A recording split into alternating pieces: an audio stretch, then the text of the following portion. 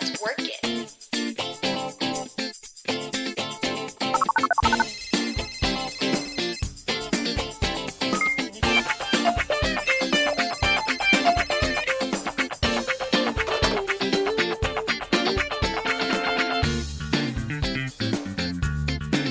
Let's work it. Hello, everybody, and welcome to Work It, a UVic career exploration podcast. My name is Katy, and I'm a writer and communications professional who recently earned my MA in English from UVic. And I've actually been wondering for how long I can say recently, because it has been almost a year. I'm here today with my colleague and friend, Emma. Hello, everyone. Welcome back. I'm a recent co-op graduate, which, like Katy, I guess it's a good question of how long I can say recent. It's been a couple years for me now. But anyway, really excited for our episode today. Before we move into the bulk of our episode today, I want to, as always, acknowledge that we're recording at the University of Victoria and acknowledge with respect the Lekwungen peoples on whose traditional territory the university stands, and the Songhees, Esquimalt, and Wasanich peoples whose historical relationships with the land continue to this day. I didn't grow up here, but I've been privileged to live and work on this land for almost 2.5 years now, and every day I'm still really humbled by the beauty and diversity of this place. And I feel very, very lucky to be able to be here and to be chatting with Emma and our guest today on this territory. I'm really excited to be joined by Natasha Thambirajah. Natasha is a third-generation public servant who has worked for the province of British Columbia since 2006. Over the past 15 years, she has led nationally recognized transformative citizen-centered public policy. Today, Natasha is a director of digital health policy at the Ministry of Health, where she leads the development of provincial policies for virtual care and digital health. She's also a UVic alum with a Bachelor of Arts in History and Political Science. She also holds a Master of Arts from the University of Manitoba and a Master of Science in Public Health from the London School of Tropical Medicine and Hygiene. Welcome, Natasha. We are so beyond excited to chat with you today. It is so great to have you here. I'm delighted to be here. Good morning. So always in these conversations, we like to start out by asking our participants about their career journey. When you started your Bachelor of Arts at UVic, did you expect or want to pursue a career in public health? Do you mind talking to us a little bit about that journey from when you first were a young, plucky BA student to where you are today? Sure. Honestly, I slid sideways into humanities. Coming out of high school, I actually didn't know what I wanted to do. And in fact, people that are far more interesting than me that I know about often didn't know what they wanted to do for the longest time. So for anybody that's listening to this, if you're not sure what you're going to do with your life, that's okay. That actually means you're thinking about it and it'll happen eventually. So I actually started in biochemistry and I was super lucky. There was this historian, I think his name was Dr. Money. He's probably long retired by now. He allowed me to audit a third-year history course with 0 first or second-year courses. And I nailed it. And I just remember having this pivotal conversation with him one day. And he's just like, I don't understand why you're in the sciences. You've like got a mind for the humanities. And I didn't like it. I took a year off and then I thought about it, terrified my parents. And then I actually went into the humanities and never looked back. So no, I never thought I was going to be working in the public health sector when I was doing my undergraduate degree. By the time I finished it, there was a major recession happening. There were no jobs to be had. And I thought, okay, well, maybe I'll go into academia. And the thing that spurred me into going into public health was actually when I was doing field work for my PhD. So full disclosure, I'm actually a PhD dropout. I'm not sure you're supposed to advertise that in academic settings, but... No, I think it is important to talk about these things. As somebody that went to grad school, they really did try to talk us out of getting PhDs. They were like, don't do it. It's a terrible idea. I don't know if that was your experience. But No, totally was my experience. So I was doing field work in southern India and a nonprofit was doing a sexual health intervention. At the time, outside of South Africa, the highest incidence and prevalence of HIV and AIDS was around Chennai, so in southern India. So they were doing an intervention to promote the use of condoms. And they had this huge question. And they were like, well, we're distributing all these condoms and lube, and we're not seeing a bend in incidence and prevalence for ages. Turns out they hadn't really thought about the relevancy of trying to do an intervention like that in India. Like if you did something like that here in Canada, people will take the condoms, they're going to use them for the intended purpose. There, they were using them to, irrigate their fields. The weavers were using the lube to lubricate their looms.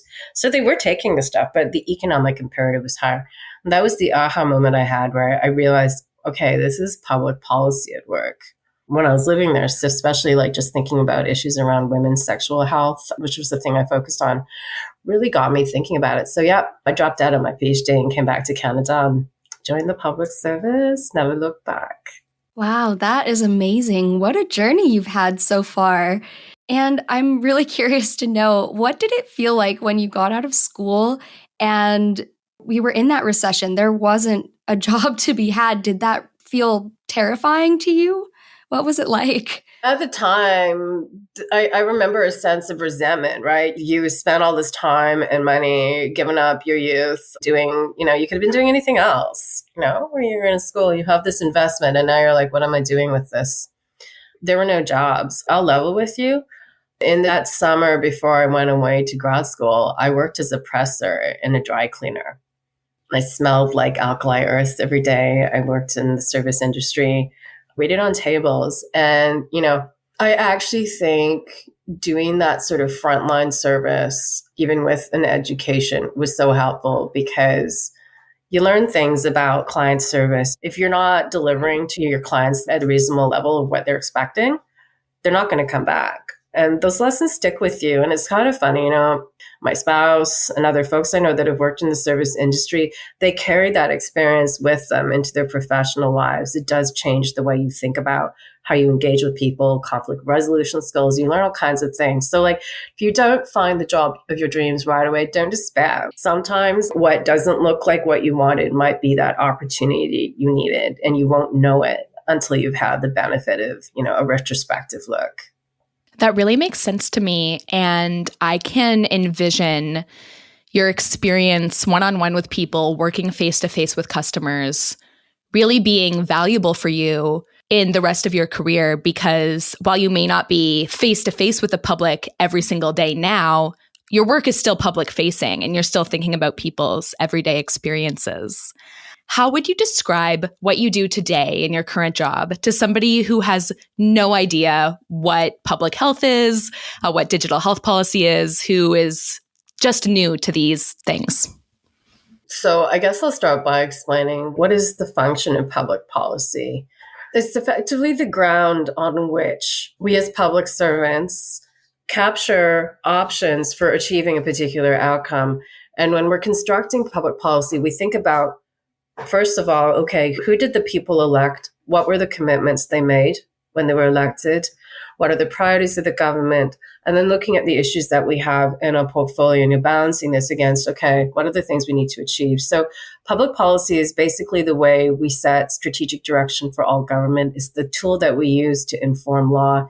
It drives how your services are delivered to you as a person, whether it's in the health sector or in anything else. So in a regular day, I'd say a policy director, I've got a team. At any given moment, my team is working on anywhere from 6 to 10 policies that are meant to address a particular question for the province. So they might be, depending on the cycle, they might be looking at an evidence base and doing a literature review. It could be that they're actually drafting a policy with me, or it could be that we're actually engaging with stakeholders, whether it's within the ministry or outside, review draft policies, give feedback, have tough conversations.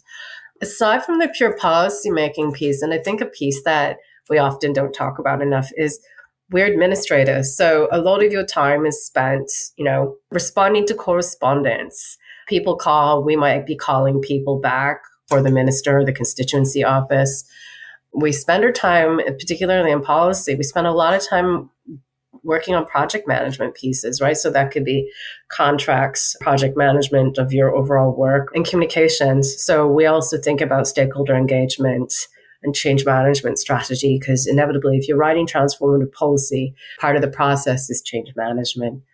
We also spend time working with our colleagues on their projects. So, for instance, right now in primary care, we've made a very public commitment to set up processes for the entire province to register to get attached to a physician if you don't have one. So in a case like that, that's a cross-ministry effort. And so we're all working together. Digital comes to the table as well to help. So it's kind of like a small snapshot of what we do. But we also try to break it up and have fun. So my team and I, we're really into the idea of just actually spending a bit of quality time together, but on our terms and not some kind of awkward, oh, my boss is making us do this really awkward exercise. And so I let my team decide. So I don't know, you guys must be familiar with Among Us, right? Oh, yeah. Oh, yes. My team plays it together every 3 weeks. So, it's a good way to get some work stress out, stalk and kill your colleagues. It's a multiplayer game. And you're bringing those communication skills to the table when you're deciding who to eject out the airlock. Exactly. It's not all like, in the salt mines all the time. Like, we have fun. That's fascinating. A lot of students probably feel like, oh, I don't know if I could work in that field. I've never done it before. But there are all these skills that people are building all the time: communication, project management, stakeholder management, team building, working with a team. So I think it's really great to draw those things out when I hear them. Yeah, you're right. Like, I think the way I described it, you would be like, well, how does somebody join a team like that? Most of the people that I've ever hired came straight out of school with little or no policymaking experience. What I'm more interested in is, do you have an analytical mind? Can you write? Can you think critically? Those are hard things to teach. And then I think the last piece is your interpersonal skills. We work on really sensitive subjects. We focus on equity. I need people who are actually truly humanist at heart. So like the rest I can teach. It's hard to teach humanism to somebody if they haven't got that skill already. Absolutely. We talk about that a lot. There's a lot of skills you can learn, but shared values in a workplace and being able to align in that way, it's difficult to learn. Yeah. And it sounds like there's really difficult subjects that you're tackling, and there's also some really fun things that you're doing at your work every day. What would you say is the most challenging part of your job for you? Oh, that's a good question. I'm glad that you're making me think about this. I think the most challenging part of my job is changing people's minds. For instance, right now, we are working out province-wide models for democratizing digital access to health information, both for healthcare providers, but for patients. The future is you get to see your entire health record. Oh my word, amazing. We're going to step into the 21st century for a second. Don't get too scared. You're going to get to do things like online scheduling. When you have surgery, somebody's going to notify you. If you have a device, somebody's going to send you a little nudge and be like, hey, don't forget, it's tomorrow. That sort of stuff. But that represents a really big shift in the way people think. When I think about the work I did in transgender, like a decade ago, to modernize expression on all government ID, remove the requirement for surgery, include kids. The biggest challenge was changing people's minds. A lot of people were really worried about, well, what does this mean? What does it mean if we include kids? What do people flip-flop? And getting their minds around, sex, gender, different categories. You've been mashing them together for ages. And really, it doesn't matter how often somebody changes their gender identity. They could do it every day if they wanted. I would say that's the most challenging thing.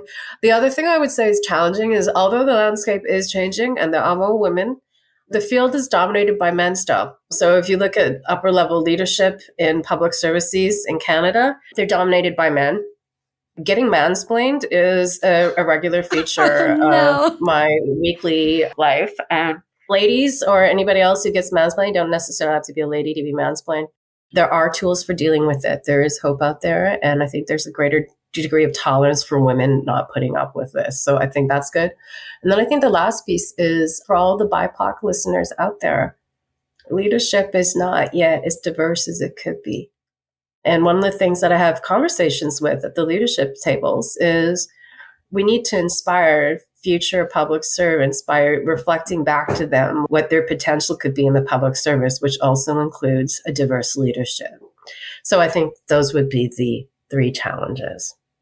Well, and those are no small challenges for sure. I'm really interested about the part about changing people's minds, because In today's climate, I've noticed, especially online, there's been a lack of tolerance, I find. Like, if you look at a comment section on a social media app, I'm shocked every day by how people fight with each other over everything, every little thing. It's wild. So I'm really curious, when you're doing this work and changing people's minds, has there been backlash to you? Or what's that process of changing people's minds about?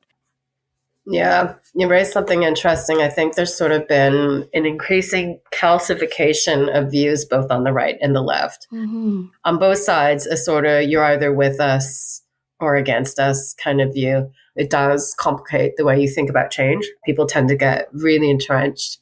I think in terms of, you're asking like, well, how do you change people's minds? There are a lot of different tools that we use as policymakers. So we use evidence.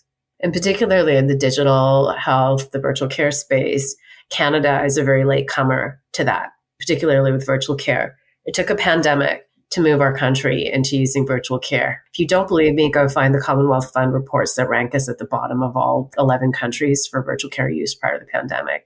Canadians are very cute that way. They're very self-assured about the superiority of their healthcare system. I'm very happy my parents brought us here. Canada is a beautiful place, but we could do some work there.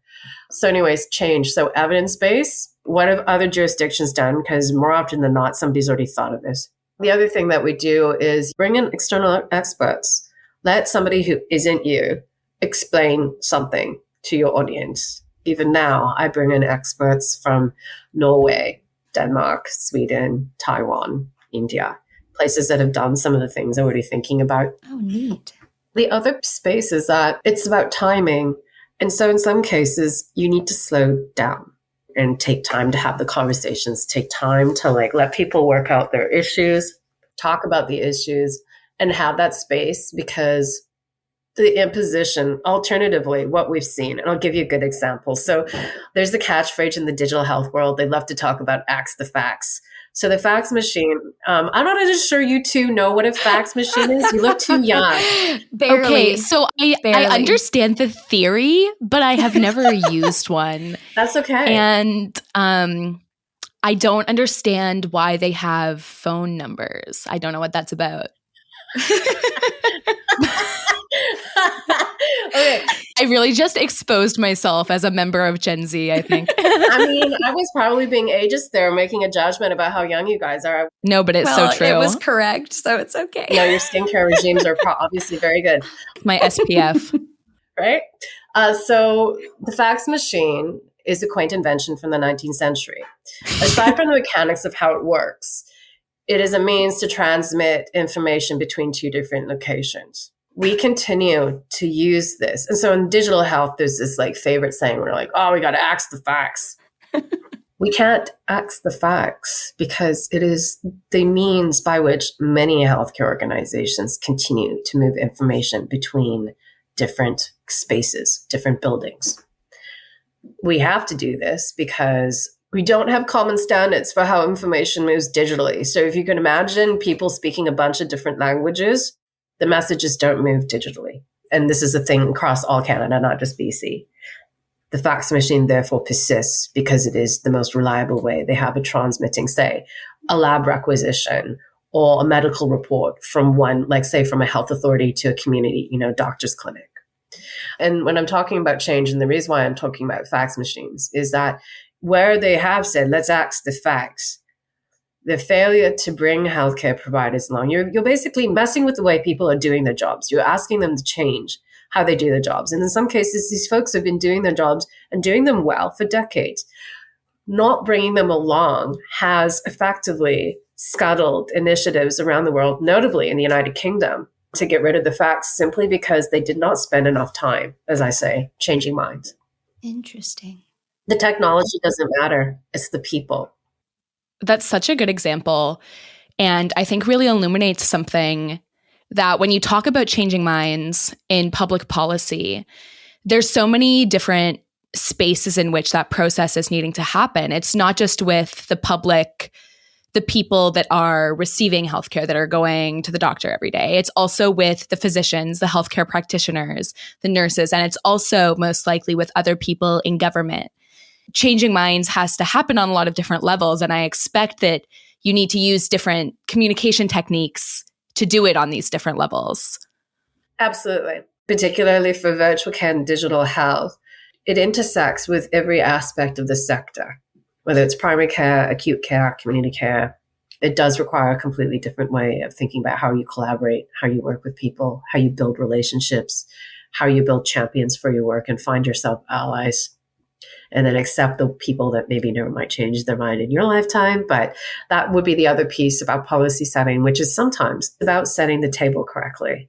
So it took another 8 or 10 years for the non-binary marker to be included. It took about that same time to remove all kind of medical sign-off.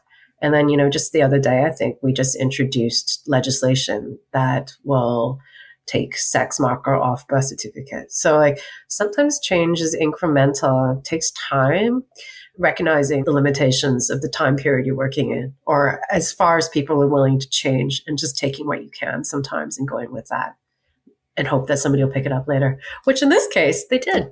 I think that's so valuable. And at least from my perspective, I can almost see that approach as something like akin to harm reduction, where you're doing the best thing you can that will help the most people in the setting that you can, understanding the limitations, and hoping that you'll be able to build on what you've already done in the future. To build on that, how do you measure your success? Because evidently these timelines span years. How do you keep yourself fueled as you're going through? Where do you look for success? Policy is a marathon. It's not a sprint. It's like an ultra marathon. Yeah. I mean, it depends, right? A project like the services card. So I was one of the policy architects for the BC services card, which now every British Columbian has. It became the thing you use to get into restaurants. And we thought about that a decade ago. There was extraordinary political support. So the policies were done in a year. The card was issued. That thing was delivered in 3 years. So I think part of the reality of policymaking is not only are you balancing what the evidence is telling you, so the sort of academic side of it, you're balancing it with political realities. In the case of something like the services card, it wasn't actually a marathon. That thing was a sprint. But the sprints are rare. The sprints are much more rare in government. More often than not, it's a bit of a marathon. Yeah. You got to take the sprints when they come to you. There's some old hands in policy that'll say that it doesn't matter how good or right your idea was. If the window wasn't right, if the right leadership isn't in place, it's just not going to happen. The services card is a good example of that. It actually had been attempted 3 times before our team did it. And it wasn't because the other teams didn't do it correctly. It just, the stars weren't aligned. That is so interesting. Mm-hmm. No, but it makes sense. And I think a lot of people who don't work in government, who don't have anything to do with policy, none of us really realize why things get done so slowly. Because I feel like everybody just says, oh, government should be doing this. Oh, this should be happening. Oh, this person should be championing this. But they maybe don't realize that this has been tried multiple times. And maybe you're right. The timing wasn't correct, or the stars didn't align. And I think everyone forgets it does take a long time for these things to happen. For sure. Our ability to wait for things keeps shrinking, right? My generation's among the last that remembers not having call waiting. If a boy you really liked was going to call you and your sister was on the phone, it was a whole thing. I mean, I remember snail mail. You had to wait. And I think a capacity to think about waiting doesn't really exist anymore. We want things now. And I think we also think about it in terms of the types of risks that big companies like Google or Amazon can take. They can afford to take big risks. They can afford to take big losses. We're working with public funds. We have processes. So you think about our processes for budgeting, for instance, how budgets are set, how we get money from Treasury Board, how we get approval from cabinet often before going to Treasury Board to get money. We have processes set in place to deliberately slow us down so that we are making the best possible use of public funds. So yeah, I get it. People are like, oh, government should be doing this and that. And it's we're trying to be responsible about how we're spending your money, That's fascinating. Okay, so we've talked a little bit about the challenges of your work. Let's talk about what's exciting. What really gets you going when you're at work? One of the things that we've been majorly focusing on in digital health and sort of leveraging the newness of it is following on the idea that, well, we don't necessarily need to replicate everything from how we used to do before. Introducing ideas of cultural safety and equity into how we think about digital health. And it's a bit of the tail wagging the dog because we are, as a province committed to reconciliation, both from a legal and mandate perspective. That gets me really excited. And this sort of is picking up on the work that I did at UBC about a year ago when I was there teaching as an adjunct professor in their School of Public Policy. UBC gave me a lot of support to do research into how digital health virtual care impacts equitable access to healthcare for BIPOC and marginalized populations. What we found was, in some cases, this widens the divide. Using our powers in public policy to focus on how do we make sure things are not just getting built for the well-heeled middle class, more of the same. How do we make sure we're actually bringing people along meaningfully in the 21st century in a digital age? So that gets me really excited. I really get a kick out of working with my staff. I kind of have a track record of pulling people out of school once they're graduating. My staff lovingly refer to it as Natasha's policy boot camp, but you just pluck people out and you're like, mine now, mine now. Yeah. Seeing my staff get the experience, develop, and then start moving along their career path and move on and move up has been really rewarding. And I think the other thing is I work with some really clever people at the Ministry of Health. People that are committed to change, people that've got fire in their bellies. It's a real gift to have really great colleagues. Let's think about this.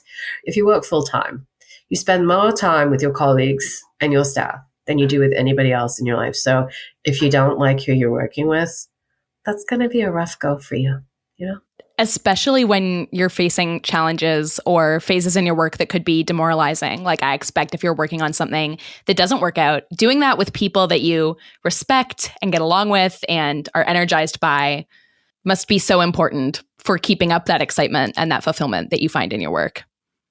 For sure. And that's not always the case, right, in any work environment. But I find myself in a fortuitous place where I do have that and have really good support from my leadership as well. I want to touch a little bit on something that you mentioned, which is improving access for the most marginalized people in our society. And I mean, I think all of us in this conversation know that public health policy has the biggest impact on historically marginalized groups who have faced discrimination in the medical system or who have fallen through the cracks. I'm wondering if there's anything in your career that you're particularly proud of when it comes to advancing equity through public health policy. That's a good question. The transgender one was a huge victory for me. I remember feeling kind of terrified at the time because people were like, oh, people wait a whole career for this and you already got yours. And then I was like, what's going to happen to me after this? I'm like, not helpful. Don't say that. You're like, this is not uplifting. Thank you. That one was really awesome. And, honestly, in that case, the registrar for the BC Vital Statistics then took that policy to the rest of Canada. And so 9 other provinces and territories moved with us on what we did. That was awesome. More recently, I wrote a policy on culturally safe virtual care. And it talks about how do we think about designing services and systems and co-designing it. And I focus on Indigenous people in this policy. How do we do that? And then Emma, you had a good question earlier that I kind of half answered, but I'll start answering it a bit more now. The third realm of that policy is evaluation. If you're going to evaluate in this space, the only people that can tell you something was culturally safe was the actual recipient of the services themselves. And how you think about getting this opinion from them, particularly when folks find it so hard to find a doctor and such. You're going to have to do that in a safe manner where they're not going to fear retribution or anything like that. And the feedback, again, it should not be used in a retributive way, but it's just like, okay, how can we help you be a little less, a little less racist?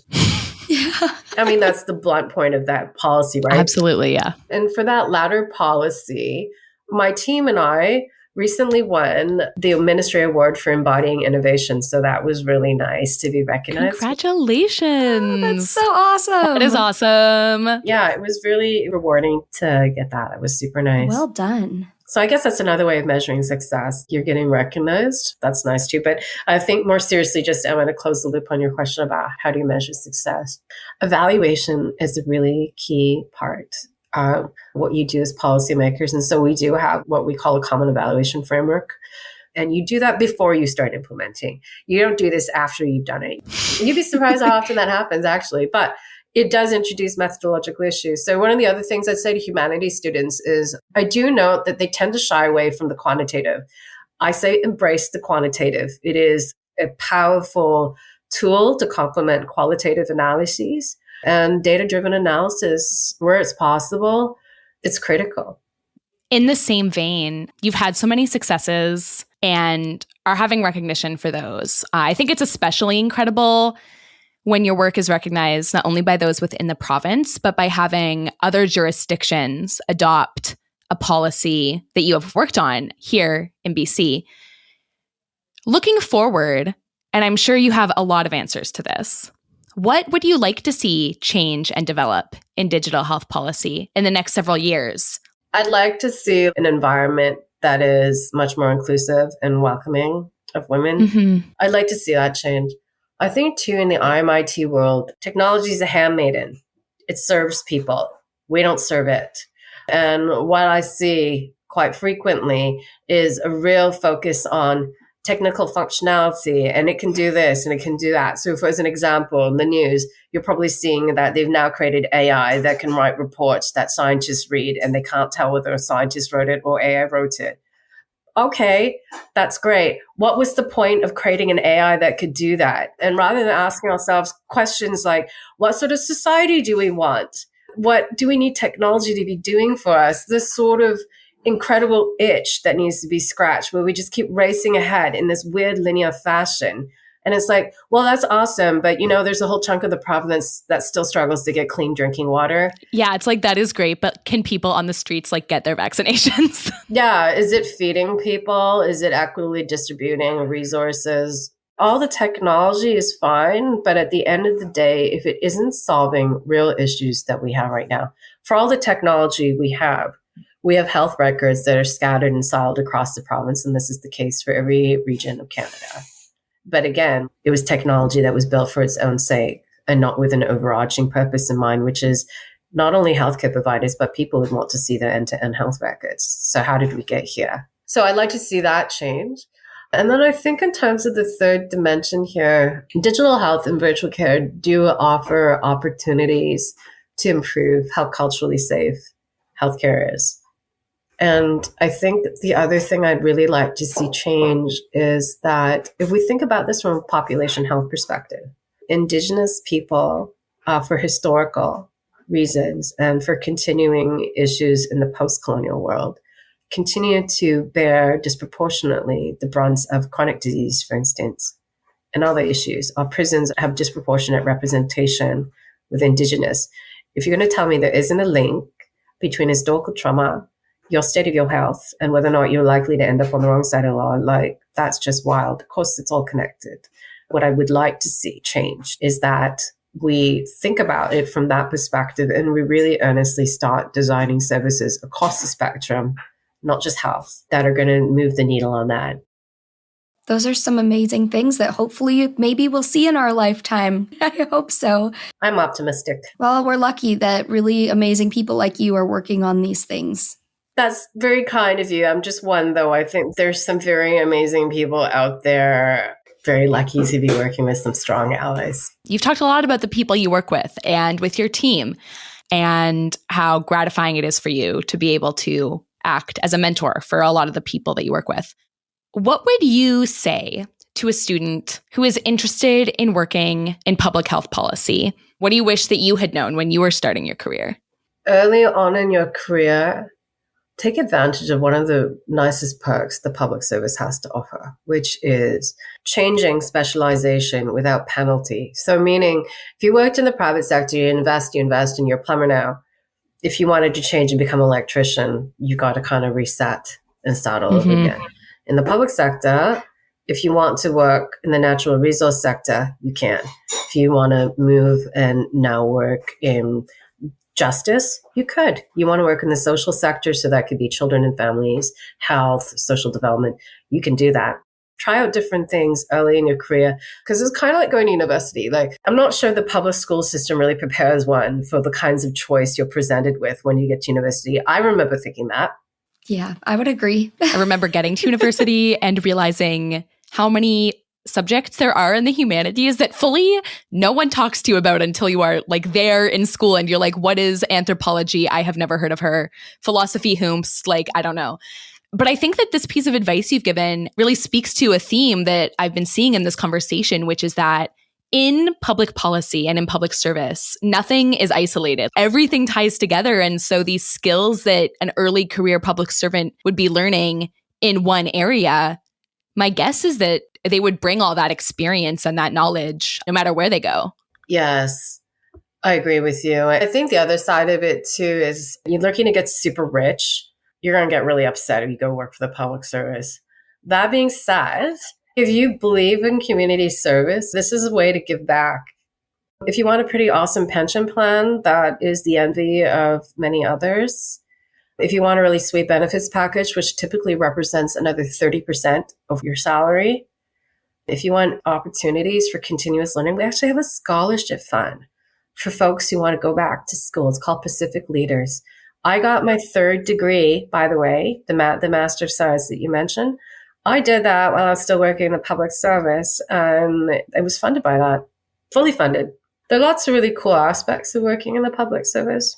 Thinking about things I'd want to know, take the time to get your experience. Like, I think a lot of people really focus on that vertical ascent, the really fast vertical ascent. And for some, yeah, that totally is the case. But I think focusing on making sure you've got that right experience before you rise to leadership positions and that incremental experience is really critical, because for those that do rise super fast, there's things that you can't learn it from a book. You can't like cram it in. It's just the experience that time gives you. You know, if you're interested in rising the public service, part of that, like finding the right bosses, getting that kind of right mentorship, learning things is really critical. So enjoying the journey, I think, is the other piece. I love that advice. I think that's great advice. I just wanted to take the opportunity. Natasha, you mentioned your Master of Science, and I wanted to sort of take a moment to talk about your academic journey. After you had begun your career, you'd been working in public service. What prompted you to decide to go back to school and pursue your Master of Science? And what role did that play in your career journey? I had just been thinking about it for a while. I mean, you could draw a line between, yes, I was working in the Ministry of Health when I first started this. I finished the degree while I was at Treasury Board. But I think also I felt like it was time to flex the side of my brain that likes science. So I did the degree. It's been really helpful in terms of reinforcing my quantitative skills. So like thinking about the importance of statistical analysis. I'd be surprised how often we use linear regressions for the purpose of doing policy. So I think it has been really helpful in terms of the current job I do. But I think more broadly, the degree specializes in environmental health. So it does have application across other sectors. And I also think I was starting to get nostalgic and I miss school too. I love school. It's fun. The energy, you're meeting interesting people. So I think there's a part of me that likes being an academic or involved at least in academics.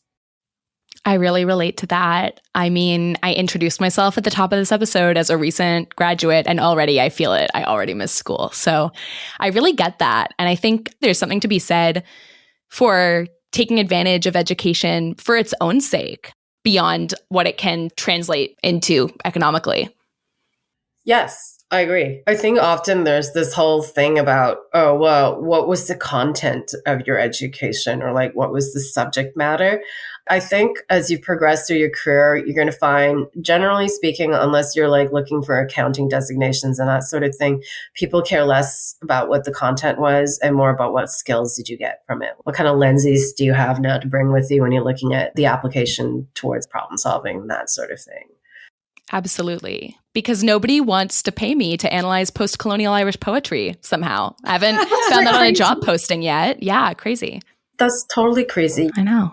I remember talking to my boss, the department head at UBC a year ago. She asked me what the biggest difference was between this and working in the public service. And I said, just the sheer amount of time you have to think about things. Yes. You have space to think. That's such a gift. She looked a little gobsmacked. It's such a good point. And I think that was the biggest challenge about transitioning from, especially graduate school, into full-time work, was feeling like things moved much more quickly and missing that space to really like obsess over things. I love that you said that. That's something I notice about everyone that comes to work for me straight out of school is they get really stressed out because they're worried the work isn't perfect enough. And it doesn't matter how many times I tell them that perfection's the enemy of the good and the boat's leaving and you can either get on the boat or not be on the boat. Once they start seeing, oh, okay, didn't have to be completely super perfect from an academic perspective, I think that tends to sort of offset that over time. But that would be another piece of advice I would give people that are joining. All right, folks, we are entering the rapid fire portion of our segment today. And as you may already know, rapid fire questions are for Natasha to answer. They don't have to be short answers. They just have to be whatever comes first to your mind when we ask you the question.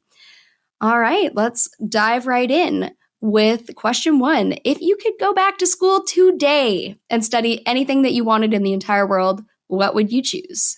Bioethics. Love that. I know nothing about science, and that sounds fascinating to me. That might be the PhD I do, guys. I think that's great. Vision boarding your PhD. Yes, I am totally vision boarding this thing. I love that. Yeah. Alrighty, number 2. What are you reading, watching, or listening to right now? Oh my goodness. Okay, fun. I'm usually got a couple books in the go, but right now I'm reading The Devil's Atlas. Highly recommend. It's basically a telling of how different cultures see the afterlife and it's full of pictures as well. So it's wild. It's super fun read. Learning that there used to be a god called Mazda. I was like, Mazda, did you name your car for this? Anyways, what am I watching? I'm watching Your Honor. Ooh. Bryan Cranston is just masterful. Listening, Michelle Rabin, who worked with Maddie Madison. I don't know if you guys know Maddie, the Canadian cook. I sure do. She's kind of like a tastemaker, I guess. She's got a great playlist on Spotify called Holiday Dinner Party. Go check it out. It's great. It's a very chill list. You'll love it. Trust me. I love that. Well, my friend group is always doing some potluck or other. And so that will definitely be playing at the next one. Yeah, it's the winner. My friends love it. That's awesome. Okay. What's one tip you have for someone applying for an entry-level job with your team? Always call the hiring manager. Do this for your entire career. Call them. Go Google and find a list of questions you ask your prospective employer. It's you interviewing them before they interview you.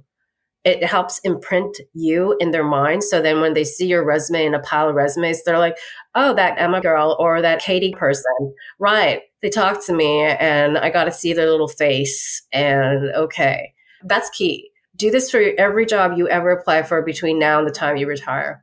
The other piece I would say is if you're applying to the public service, go read our techniques for interviewing. So the STAR technique, figure out how to do a competency-based interview. The public service has done a ton of videos and things on this. There's no mystery about a public service interview. And then the last piece I would say is get people to help you with your resume. I don't think anybody likes doing a resume. It's just painful. So if you're thinking about your resume, I would generally say when you talk about a job you did, structure it in terms of what you were accountable for. So like, what did they hire you to do? And then write what you actually delivered on and what the result was. It really kind of changes the way people read your resume. That's great advice. Going to take that forward with me for sure. Yeah, Emma's like, I am taking notes.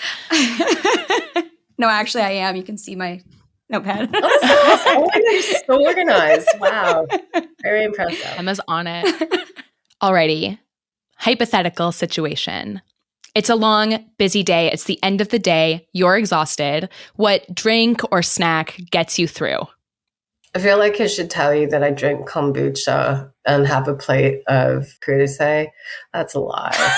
A dry gin martini and Miss Vicky's chips, the regular ones. Yes. What is your Miss Vicky's flavor of choice? It's got to be the plain ones. Love them. Just the amount of crunch in a Miss Vicky's chip cannot be replicated by any other chip. And I've tried all the American potato chips. They don't compare. They don't compare. It's just neutral. You don't have to think about it. You're not getting stuff on your fingers. And not getting stuff on your fingers is very important when it is a snack fueling your workday because you don't want a gross keyboard. Nobody wants that. Couldn't agree more. Actually, I gotta say, it was revolutionary to me when I saw someone online using chopsticks to eat Cheetos. I've never eaten Cheetos the same way again. I have to use chopsticks now. It works so well. Anyway. All right, I think we just have one more. Yep, we're coming to the end here. What is your favorite job interview question to answer or ask? I like people telling me about a time they've had a conflict. I hate answering that one, but it's good. Yeah, it tells you a lot in terms of like what they choose to tell you, like how they frame it. Because like, it's not that I care that they've had a conflict. I want to know how they approach and think about conflict, because particularly if you're doing the type of work I do, conflict just, it happens. It horrifies my staff a little bit, but I love to do this right at the end, because I always give people the questions ahead of time. I think it's just weak not to, because I wouldn't just throw something at you and tell you to do it right away at work. It's not a pop quiz, yeah. But what I do like to do is at the end of the interview, I'll say to them, there's actually another question. I'm not going to mark you on it. And from the point at which I finish saying the question, you'll have 30 seconds to answer it. And then I'll do something like, what's 59 times 73? Or I'll say like, what's the capital of Azerbaijan? And like, it's really interesting to see how people react. Do you get a lot of big eyes, the fear? Yeah. But you get all kinds of reactions. In the case of the mathematics one, one person like just pulls out a paper and starts doing long form calculation. Another person, big eyes. Another person was like, can I use my phone? I'm like, yeah, go ahead. Some cases it's a really negative reaction, like almost ragey. And I'm like, noted. Well, of those two examples, I'd definitely be more scared of the capital question than of the math, because with the math, I'm like, I think I know how to multiply. With the capital of Azerbaijan, I'm like, I've never known that, and it's not anywhere in my brain for me to look for it. But see, that's what they do. Whereas, like, I haven't put any restriction on how they answer me. You can pull your phone out. Yeah, you're like, look it up. Because that's what you would do, right? Yeah. That's actually another thing I teach the people that work for me, which is it's okay to say, I don't know the answer, but I can go look into this for you. When do you need it back? What we don't want are people that are afraid to say that they don't know and then just tell us something that isn't right. Yeah. I think that's such a mic drop piece of advice to wrap up on. Thank you so much for being here with us today and sharing all of your amazing wisdom and knowledge and your whole journey. This was so insightful. It was so great. Oh, thank you. No, this was really fun. Those were great questions. I had such a blast. I feel like as a young person, just on the early phases of my career, even though I'm not in the public service, I feel like I really learned a lot just from talking with you. So I want to thank you for your time and your expertise. Thank you. Thank you for honoring me by inviting me here today. It's super nice. Work It is developed and distributed by Co-op and Career Services at the University of Victoria.